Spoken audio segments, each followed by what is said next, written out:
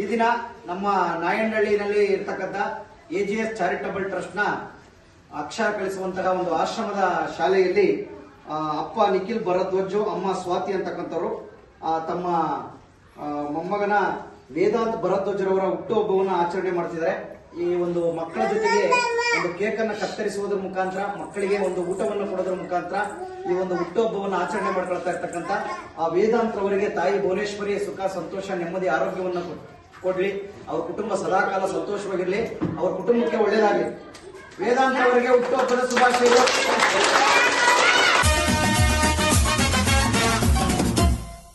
ನೂರಾರು ಕಾಲ ಸುಖವಾಗಿ ಬಾಳು, ಹ್ಯಾಪಿ ಹ್ಯಾಪಿ ಬರ್ತ್ಡೇ. ನಿನ್ನ ಬಾಳು ಎಂದು ಬೆಳಕಾಗಬೇಕು, ಹ್ಯಾಪಿ ಹ್ಯಾಪಿ ಬರ್ತ್ಡೇ.